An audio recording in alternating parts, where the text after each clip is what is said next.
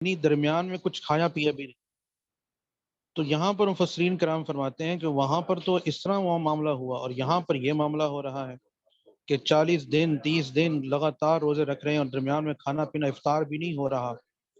اور وہاں پر تھوڑا سفر کیا صبح سے دوپہر تک، تھکاوٹ شروع ہو گئی۔ تو مفسرین فرماتے ہیں کہ یہی وجہ ہے کہ وہاں پر مخلوق کو تلاش کرنے جا رہے تھے خضر علیہ السلام کو، کہ دینی اعتبار سے تھا لیکن مخلوق کی طرف جا رہے تھے، جس کی وجہ سے یہ سارا معاملہ ہوا۔ مائک بند رکھیں سب باجیاں جی، مائک بند رکھیں۔ جبکہ یہاں پر خالصتاً اللہ کے ساتھ تعلق، اللہ سے، اللہ خالق کو کی تلاش تھی، اور خالق سے ملاقات تھی، خالق سے تھی۔ تو اس ملاقات کی وجہ سے پھر یہ ہوا کہ یعنی موسیٰ علیہ السلام کو ذرہ برابر بھی محسوس نہیں ہوا۔ یہی وجہ ہے کہ ہم عام دنوں میں دیکھتے ہیں کہ ہمیں جو پریشانی عام دنوں میں روزہ رکھنے میں ہوتی ہے، رمضان المبارک میں بالکل نہیں ہوتی۔ وہاں جاؤ، ایک وجہ یہ بھی ہے کہ ایک عمومی فضا بنی ہوئی ہوتی ہے، وہیں پر جتنے بھی بیمار انسان ہو تو وہ بیماری کے باوجود بھی زبردست انداز میں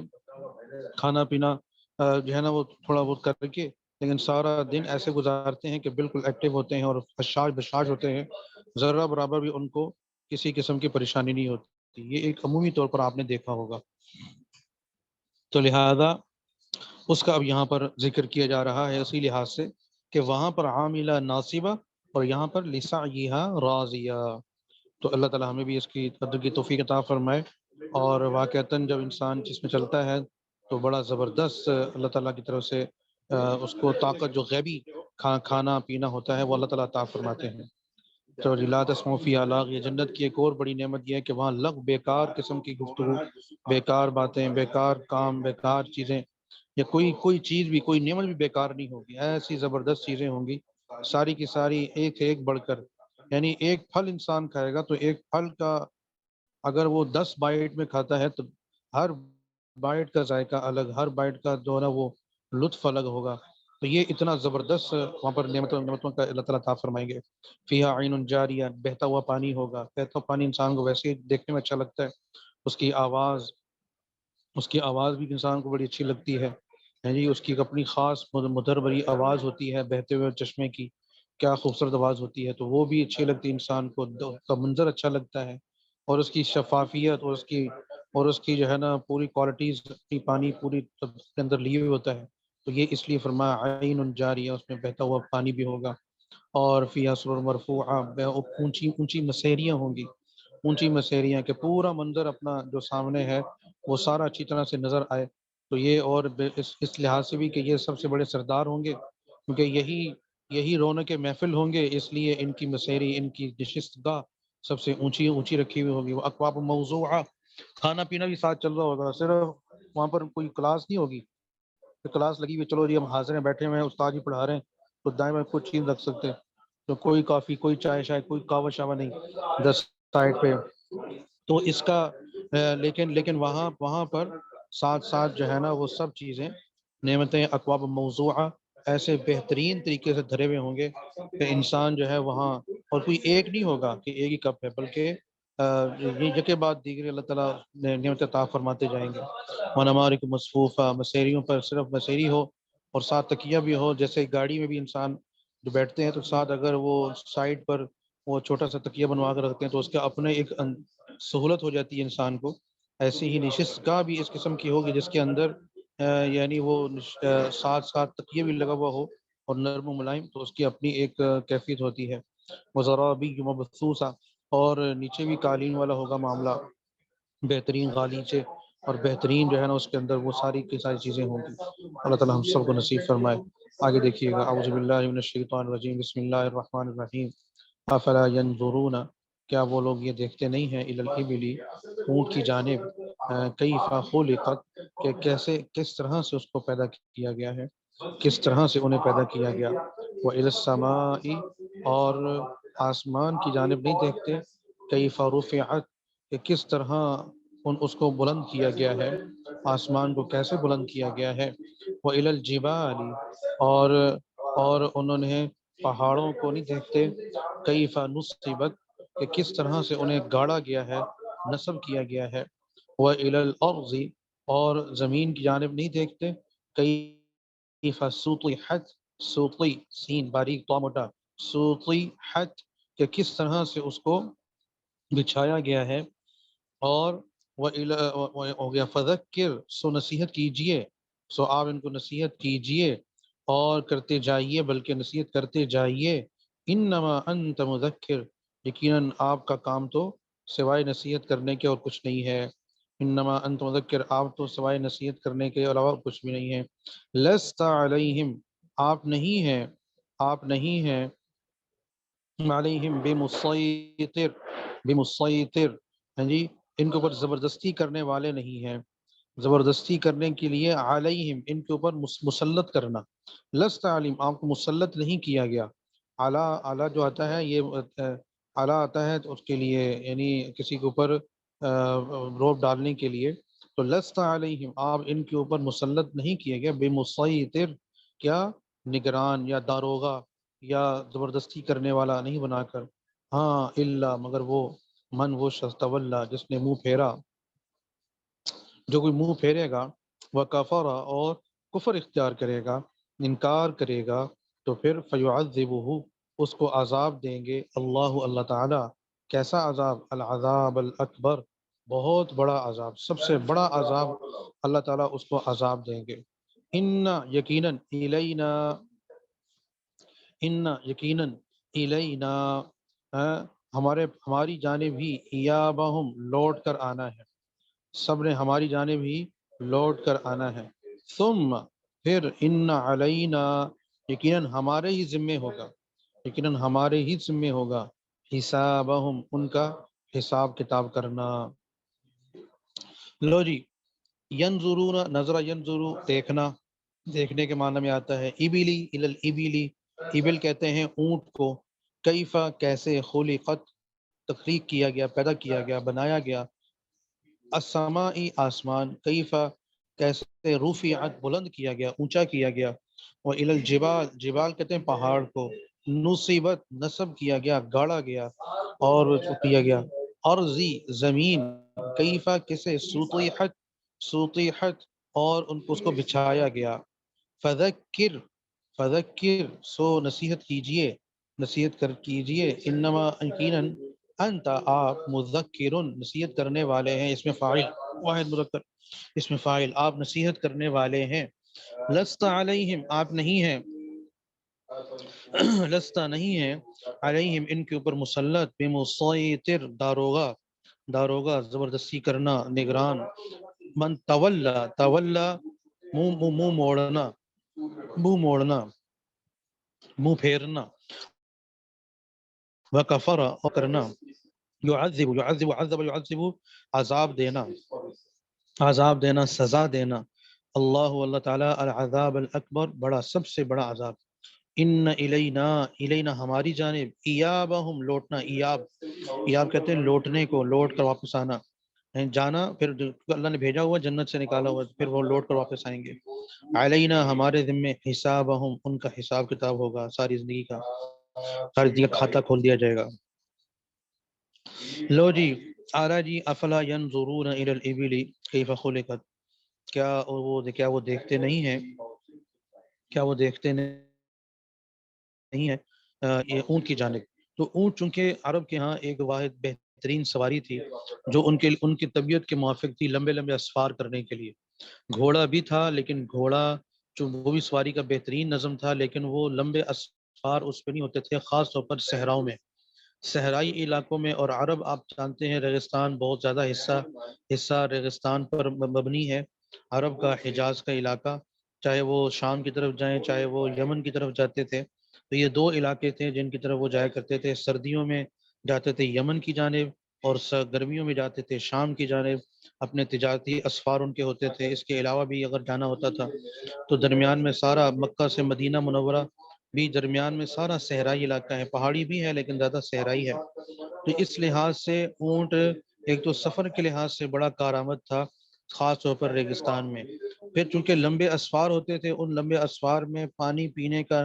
کے بارے میں اونٹ بہترین ایک جانور ہے کہ یہ اپنے اندر پانی سٹور کر لیتا ہے، یہ ایسا واحد جانور ہے کہ اس کو اللہ نے الگ سے اندر ٹینک لگایا ہوا ہے اس کے، کہ اللہ کا کیا سبحان اللہ کیسی کاریگری ہے کہ اللہ نے چونکہ اس کو بنایا ہی، اس کو کہتے ہیں نا ریگستانی جہاز، صحرا کا جہاز کہتے ہیں نا اس کو، تو چونکہ اس نے صحرا میں ہوتا ہے تو صحرا میں پانی تو ہوتا ہی نہیں، کیا خیال ہے؟ صحرا میں تو پانی نہیں ہوتا، صحرا میں تو سراب اسی لیے کہتے ہیں سراب، کہ وہ جو دور سے پانی لگتا ہے چمک رہی ہوتی ہے، لیکن قریب جا کر دیکھتے ہیں تو ذرات، ریت کے ذرات چمک رہے ہوتے ہیں۔ تو اس لحاظ سے اللہ نے اس کے اندر پہلے سے ایک جو ہے نا وہ اپنا سٹور کرنے کا نظم کر دیا پانی، یہ پانی وافر مقدار میں اپنا الگ سے سٹور کر لیتا ہے اور پھر وہاں سے اپنی ضرورت پوری کرتا رہتا ہے۔ اتنا بڑا جانور کتنا زیادہ پانی پیتا ہوگا، لیکن اللہ نے اس کا نظم ایسا خوبصورت کر دیا، اور اس کے پاؤں کی جو بناوٹ ہے وہ ایسی زبردست بنا دی کہ اس میں پاؤں کی بناوٹ کی وجہ سے اس کے پاؤں دھنستے نہیں ہیں، باقی ہر ایک کے پاؤں دھنستے ہیں جب اس ریت میں، اور چلنا دو بھر ہو جاتا ہے۔ تھوڑا سا چلنا ہو، جتنا آپ 1 کلومیٹر آسانی سے چل لیتے ہیں جتنی دیر میں، اتنا آپ وہاں پر 100 میٹر بھی نہیں چل پائیں گے صحرا کے اندر۔ ہر ایک کی چلنے کی چیزیں الگ الگ الگ رفتار ہے نا، ہوا میں الگ رفتار ہے، زمین پر الگ ہے، پانی کے اندر الگ ہے،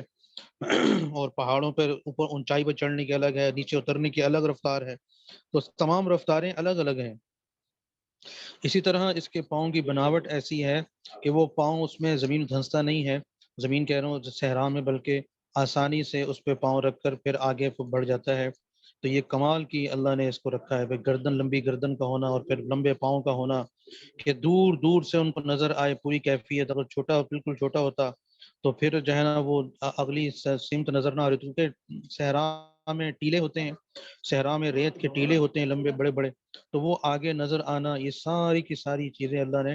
اونٹ کے اندر رکھی ہیں۔ تو اس لیے چونکہ یہ اس سے بڑے انتہائی واقف تھے، تو اللہ نے اسی کا تعارف کروایا کہ دیکھو کم از کم اس کی تخلیق پر تم غور کر لو کہ کیسا اللہ نے بنایا ہے اس کو، ہے جی، اور تمہارے بالکل طبیعت کے موافق اور تمہارے حالات کے موافق، تمہارے سفر اسفار کے موافق، تمہاری زمینی ضروریات کے موافق،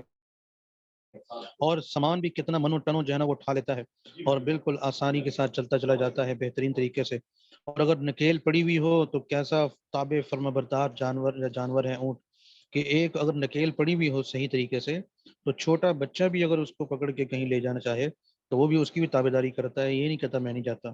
تو ایسا اللہ تعالیٰ نے اس کے اندر ساری کی ساری صفات پیدا کرتی ہیں۔ تو اللہ تعالیٰ اسی کی طرف اشارہ کر کے فرما رہے ہیں کہ یہ چونکہ واقف تھے، تو اس لیے فرمایا جا رہا ہے کہ ذرا غور تو کرو ان چیزوں پر، تمہیں جو ہے نا پتہ چل جائے گا کہ اس کا اتنی زیادہ زبردست موزونیت ہر لحاظ سے، یہ کوئی پیدا کرنے والا اس کا ہے، اس کا کوئی بنانے والا ہے، اس کو کوئی ڈیزائن کرنے والا ہے، اس کا کوئی جو ہے وہ پالنہار ہے، جس طرح اس کا ہے تو ہمارا بھی ہے بالکل، ہم بھی کیے سب کچھ ہے، تو ہم سے بھی کچھ چاہتا ہوگا، وہ چاہنا کیا ہے، وہ اس کا سلسلہ انبیاء علیہ السلام ہے، اس کا سلسلہ حضرت پاک صلی اللہ علیہ وسلم کو بھیج کر بتایا گیا ہے، اس کا سلسلہ یہ قرآن نازل کر کے بتایا گیا ہے۔ تو یہ ساری ایک آپس میں لڑی جڑی ہوئی ہے۔ پھر اس طرح آسمان کو دیکھتے تھے، پہاڑ ہوتے تھے، زمین دیکھتے تھے، تو فرمایا جا رہا ہے کہ یہ 4 نعمتیں ہیں جن کو وہ ہر کوئی دنیا جہان میں کوئی بھی کہیں بھی ہوگا تو یہ 4 نعمتیں اس کو نظر آئیں گی، تو اس کا فرمایا اس پر غور و فکر کریں کہ یہ ایسی کر دیا گیا نہیں، ان کو بلند کیا گیا، ان کو گاڑا گیا اور ان کو بچھایا گیا اور ان کو پیدا کیا گیا، یہ سب چیزیں اللہ کی طرف سے نعمتیں ہیں بہترین قسم کی۔ فکر کر کے پھر ان میں گم نہیں ہو جانا، یہ بھی بڑا مسئلہ ہے کہ ان میں غور و فکر کر کے ان میں گم ہو جانا، یہ بھی ناکامی کی بات ہے۔ نہیں، ان میں اندر غم نہیں ہونا، بلکہ ان کو پہچان کر، ان کو دیکھ کر، ان سے ان کی عبرت لے کر اللہ خالق بنانے والے کے اندر گم ہونا، یہ ہے مزاج اور یہ منشا ہے کہ بنانے والا کیسا ہوگا اور اس نے کیوں کر پیدا کیا، تو اس کا جواب آپ نے پھر دیگر آیات سے لینا ہوگا۔ تو اس میں فرمایا جا رہا ہے کہ اب آپ ان کو نصیحت کیجئے، یہ ساری ہم نے ان کو چیزیں بتائی ہیں، انہوں نے غور کیا ہوگا تو ان کا نصیحت کیجئے، سمجھائیے ان کو۔ نصیحت کرنا جو ہے وہ آپ نصیحت ہی کر سکتے ہیں، پہنچا ہی سکتے ہیں، کسی کی گردن پکڑ کر، کسی کو ہتھ کڑی لگا کر آپ نہیں لا سکتے دین میں، بلکہ آپ کو نصیحت کرنے والا بنایا گیا ہے۔ اور آپ داروغہ نہیں، جس طرح داروغہ ہوتا ہے نا، داروغہ ہوتا ہے، ڈنڈا اس کے ہاتھ میں ہوتا ہے اور وہ لگا رہا ہوتا ہے، جو نہیں مانتا اس کو لگاتا ہے، ایک تو انسان سیدھا ہو جاتا ہے، لیکن دینی معاملات ایسے نہیں ہیں۔ دینی معاملات ایسے نہیں. اور اس کی وجہ ہے کہ دینی طور پر گھروں کے اندر بھی کام کرنے کے لیے بچوں کے ساتھ اپنے بچے اپنے پیدا کیے ہوئے بچے ان کے اندر بھی دینی معاملات میں آپ لست علیہم بمسیطر. سب باتیں اس کو سمجھے, میں بھی سمجھوں آپ بھی سمجھیں کہ ہم بھی داروغہ نہیں ہیں. دینی معاملات نصیحت کے ساتھ داروغہ پن کی نفی کی گئی ہے. نصیحت کے ساتھ داروغہ پن کی نصیحت کی تردید کی گئی ہے. اس لیے ہم اس بات کو سمجھیں کہ نصیحت اور داروغہ پن یہ اکٹھا نہیں چل سکتا. کہ آپ نصیحت بھی کر رہے ہیں اور ایسے خونخوار انداز میں, خیر خوانہ انداز میں نہیں, خونخوار انداز میں نصیحت کر رہے ہیں, یہ کرو وہ کرو, نماز کا کہا تھا, فلانا کہا تھا, یہ کہا تھا. داروغہ مطلب نگران, چوکیدار, ڈانٹ ڈپٹ کرنے والا, مانیٹر, یہ سب اس کے معنی ہے. تو زبردستی کرنا, نصیحت اور زبردستی یہ کبھی نہیں چل سکتا. یاد رکھیں ہم کہ اپنے بچوں کے اندر, اپنے خاندان کے اندر, اپنے عزیزوں کے اندر اور اپنی اولاد کے اندر بھی بغیر مانوس کیے ہوئے ہم دین کا کام نہیں کر سکتے. اس بات کو ہم پلے باندھ لیں. ہم جو زبردستی کرتے رہتے ہیں نا, تو یہ ٹھیک نہیں ہے, یہ درست نہیں ہے. اس لیے اس چیز کو آہستہ سے ایک دم نہیں چھوٹے گی. سالہ سال کی جو بنی ہوئی طبیعتیں ہیں اور جو زبردستی والی میں طبیعتیں ہیں, یہ ایک دم سے نہیں جائیں گی, بلکہ اس کے لیے محنت کرنی پڑے گی. اور جیسے کہتے ہیں نا, تکلفاً اپنے آپ کو نیچا کرنا پڑے گا, تو پھر جا کر یہ چیزیں آئیں گی. بڑی مشکل چیزیں ہیں. ظاہر ہے جس کو کھلاتے ہیں, جس کو پلاتے ہیں, جس کو پروان چڑھایا, جس کو بڑا کیا, جس کی ساری ضرورتیں ہمارے ساتھ جڑی ہوئی ہیں, اس کے آگے ہم جو ہے نا وہ عاجزی کریں, تواضع کریں, طبیعت آتی نہیں اس کے اوپر طبیعت نہیں آتی انسان کی. لیکن اگر آپ نصیحت کرنا چاہ رہے ہیں, اس کی دین کا اس کو کرنا چاہ رہے ہیں, تو اس کو ضروری ہے کہ یہ مزاج ختم کرنا ہوگا, داروغہ والا ڈانٹ ڈپٹ والا مزاج ختم کرنا ہوگا, پھر ہی جا کر فائدہ ہوگا. لیکن کام بڑا مشکل ہے. جو کر لے وہ کامیاب ہے, وہ خوب جائے گا. اور اس کے لیے مانوس کرنا.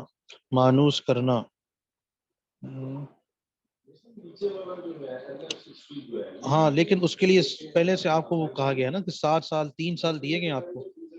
پہلے 3 سال دیے گئے ہیں, 7 سال اس کو چھوڑ دیا آپ نے. 7 سال کی عمر سے نماز پڑھنے کا تو 3 سال تھوڑا وقت ہے. اس میں آپ نے توجہ ہی نہیں دی. اس میں آپ سے مراد ہم لوگ, تو اس میں ہم لوگ کیا کرتے ہیں, توجہ ہی نہیں دیتے, اس میں کچھ دیکھتے نہیں ہیں. پھر جب وہ اس میں آگے بڑھ جاتے ہیں تو پھر وہ کرتے ہیں. تو یہ تو آخری صورت ہے, انتہائی صورت ہے. جس طرح ہمارے اندر اور کاموں میں افراط تفریط ہے, اسی طرح اس میں بھی ہم افراط تفریط کا شکار ہیں کہ پہلے 3 سال توجہ نہیں دی اور آخری 10ویں سال میں بس مار یاد ہے ہمیں. یہ سب آپ کا مسئلہ نہیں ہے, ہمارا بھی یہی ہے, اپنا بھی شامل ہوں اس میں. تو اس لیے جو ہے نا بہت ضروری ہے. نہیں کریں, بالکل کریں. نہیں وہ نہ کھانا نہ کھائیں تو کیا کریں گی, تو کھانا نہیں دیں گی. وہ نہ سوئیں تو آپ کہیں گے ٹھیک ہے جاؤ کھیلتے رہو. نہیں سلائیں گے, 2 دن نہ سوئیں, 3 دن نہ سوئیں, اسکول نہ جائیں. پھر تو اسی طرح وہ بھی, جس طرح وہ ہے اس طرح یہ بھی ہے. تو اس لیے ان دونوں کو اللہ نے الگ الگ کیا ہے. ساتھ دونوں آیتیں الگ ساتھ آ رہی ہیں. اچھا, یہ آگے دیکھیے گا. پھر فرمایا کہ لیکن جو کفر اختیار کر لے اس کو پھر اللہ عذاب دیں گے, آپ کے ذمہ نہیں عذاب دینا. یہ بھی ہے, اللہ اس کا پھر سیدھا کر دیں گے اس کو. جو کفر اختیار کرے گا, نافرمانی کرے گا اور نافرمانی زندگی گزارے گا, تو اس کا ذمہ اللہ کے ذمہ کر دیا جائے. اور پھر وہ ہمارے پاس لوٹ کر آئیں گے, گئے ہمارے پاس ہی سے ہیں نا, تو ہمارے پاس بھی لوٹیں گے. تو لہٰذا ہم ان سے حساب لیں گے, پھر ان کو سارا ان کا کھاتہ پورا کریں گے, کیا کچھ کر کے آئے ہیں, کیا کرنا چاہیے تھا اور کیا ان کو ساتھ ہونا چاہیے. چلیں کافی ہے, یہ ٹھیک ہو گیا.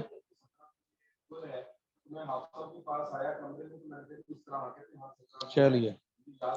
السلام علیکم ورحمۃ اللہ وبرکاتہ.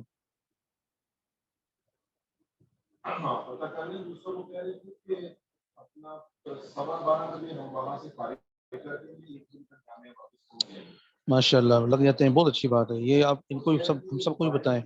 شیئر کریں کیسے محنت کرتی ہیں آپ. بچپن سے ہی نماز میں لگ جاتے ہیں, تو یہ شیئر کریں, استفادہ ہوگا, سب کو فائدہ ہوگا انشاءاللہ. جی باجی عالیہ بتائیے. عدیل مائک کھلا ہوا ہے. استاد جی میں کہی تھی کہ یہاں پہ مستعد آیا تو یہاں پہ صاد کو ہم سین کر کے پڑھتے ہیں,